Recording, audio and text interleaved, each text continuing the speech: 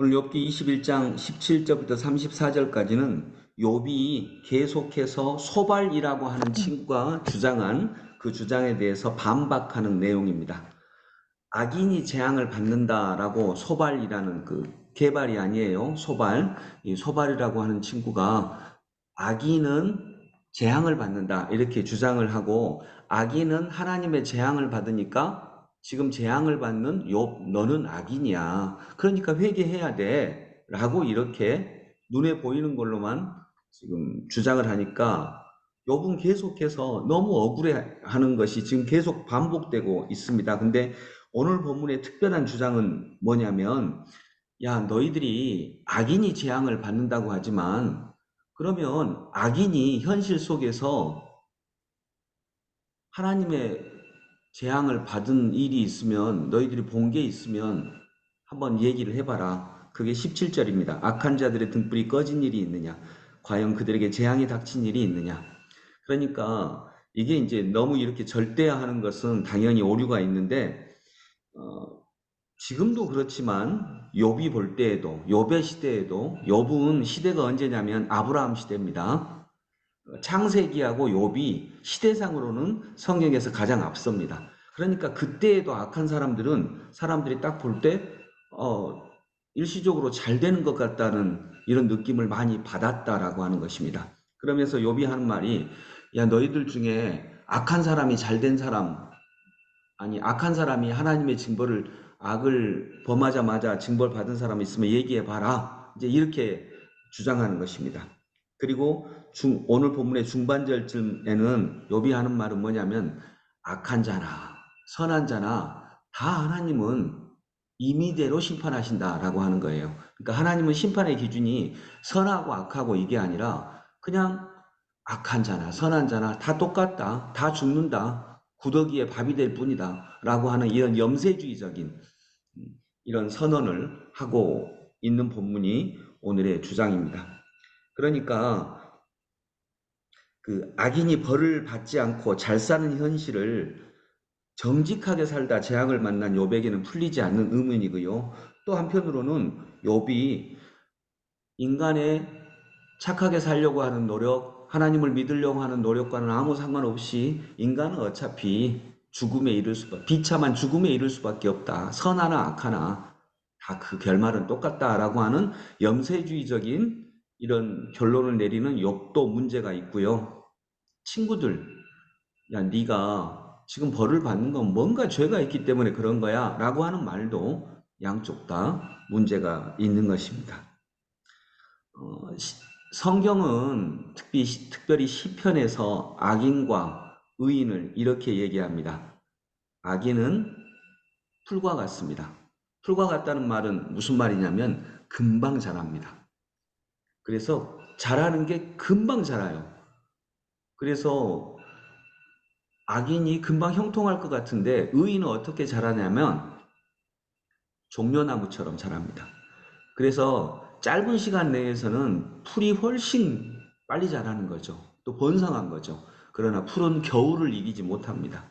그런데 종려나무는 한 20년, 30년 지나면 또 풀하고 비교되지 않을 정도로 크게 자라는 거죠. 그래서 시편에 보면 악인과 의인이 자라나는 모습을 이렇게 비교하고 있습니다. 여러분, 우리는 풀입니까? 종려나무입니까? 당연하. 정려나무죠. 또 여러분들의 자녀들은 금방 자라는 풀이 되기를 원하세요. 20년, 30년, 40년, 50년. 이렇게 언뜻 볼 때는 눈에도 보이지 않게 조금씩 조금씩 자라지만 또 수십 년이 지나면 그 비교가 되지 않을 만큼 자라는 그런 종려나무가 되기를 원하세요. 당연한. 그건 답할 필요가 없을 만큼 너무나 당연한 것입니다. 그런데 이 당연한 것이 현실 속에서 쉽지 않는 것은 딱 볼 때 잘 안 자랍니다.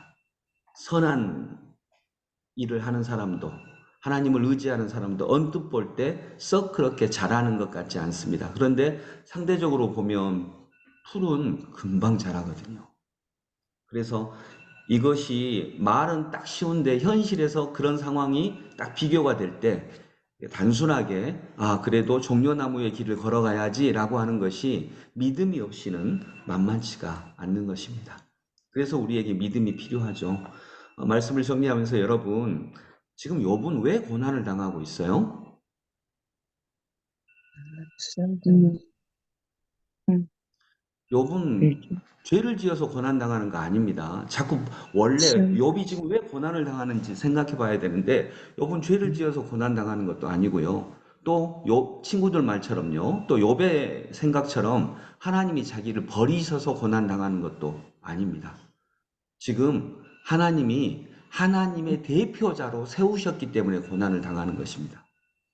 제가 그 대학 다닐 때 우리 김미경 목사님하고 시위를 딱 이렇게 하게 되면 학교에서 시위를 하게 되면 제일 처음에 제가 대학을 딱 들어갔을 때는 구경했었어요. 구경. 딱 이렇게 약간 멀리서 구경하면 그때 전두환 독재정권 시대였으니까 그 경찰들이 사법 경찰들이 구경하는 사람 잡아갑니까? 앞에서 열심히 민주주의를 위해 싸우고 있는 사람 잡아갑니까? 앞에서 싸우시면, 그렇죠. 앞에서 싸우고 있는 사람 잡아갑니다. 당연합니다. 구경하고 있는 사람한테는 별 관심 없습니다. 그러면 지금 욥이 당하는 고난은 구경에서 당하는 고난입니까? 앞에서 하나님의 나라를 위해 싸우고 있어서 당하는 고난입니까? 앞에서 너무 싸우, 명확한 거죠. 앞에서 하나님의 나라를 위해서 싸우고 있고 그 대표주자가 되었기 때문에 당하는 고난입니다.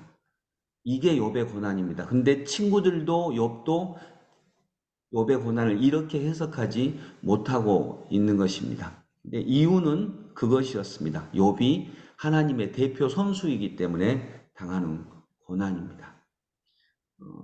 우리들에게 다가오는 고난도 있다면 그런 고난이 있기를 원합니다. 구경만 하고 있는 사람한테는 사탄이 아예 관심이 없습니다. 그건 성경에 나오는 말씀처럼 자기 꾀에 자기가 넘어가는 거죠. 자기 죄에 자기가 넘어가는데 어떤 경우는요. 하나님의 나라를 위해서 전혀 일하지 않는데 고난을 당합니다. 그러면 사탄이 나를 시험한다라고 하는데 사탄 입장에서 억울할 수도 있습니다. 나 너한테 전혀 관심 없어라고 그냥 그건 네가 알아서 네가 술수 부리다가 그런 거지 왜 나한테 그러니 나한테 전혀 관심 없어 그럴 수도 있는 거죠. 네, 그럴 수도 있는 것입니다.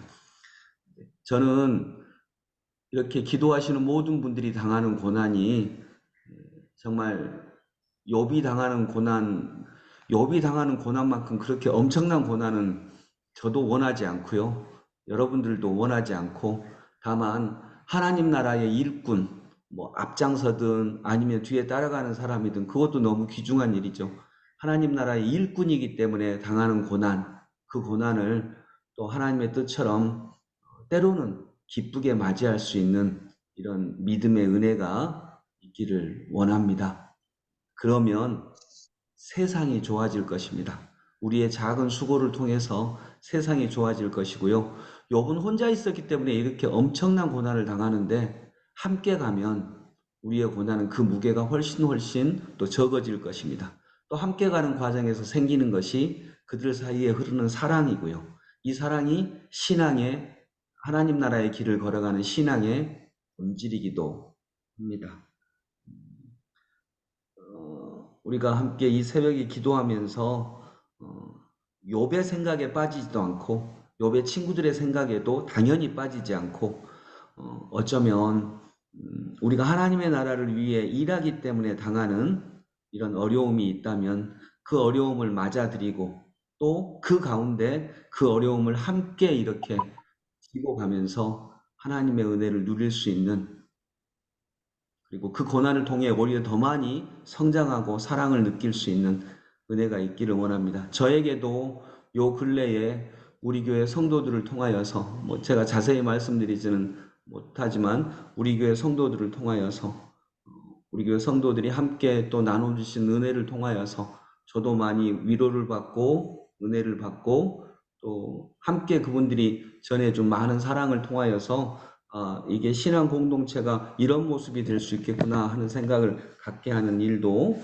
많았습니다. 그래서 그런 은혜를 누리게 해주신 하나님의 손길이 되어서 그런 은혜를 누리게 해주신 성도님들에게도 감사하고요. 그런 가운데 우리들의 신앙이 하나님 나라의 신앙으로 성장할 수 있기를 소망합니다. 기도하겠습니다. 아버지 하나님, 욥이 지금 고난 당하는 것은 욥 친구들의 말처럼 욥이 죄를 지어서 그런 것도 아닙니다. 근데 욥은 너무 큰 고난에 무너지고 절망하면서 하나님은 인간의 삶에 그가 의인이든 죄인이든 아무 관심이 없다. 이렇게 염세주의적으로 빠지는 것도 잘못되었습니다.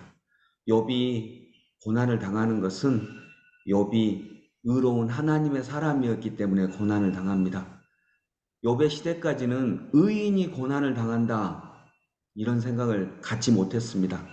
도덕주의에 빠져 있었기 때문입니다. 그러나 의인이 고난을 당하는 것도 있습니다. 예수께서 고난을 당하셨습니다. 의인이 고난을 당합니다. 실은 많이 당합니다. 하나님, 그런데 그 고난은 하나님 나라의 일꾼으로서 받는 고난입니다. 하나님, 우리 그리스도인들이, 우리 성도들이, 이 새벽에 깨어 기도하는 사람들이 의인이 받는 고난이 있다면, 너무 큰 짐이 아니라면 함께 나누어지면서 그 고난을 통해 이뤄가시는 하나님 나라의 성장을 긴 시간 믿음으로 믿고 바라볼 수 있는 저희들이 다 되게 하여 주옵소서. 종려나무처럼 자라나게 하여 주옵소서. 예수 그리스도 이름으로 기도드립니다. 아멘.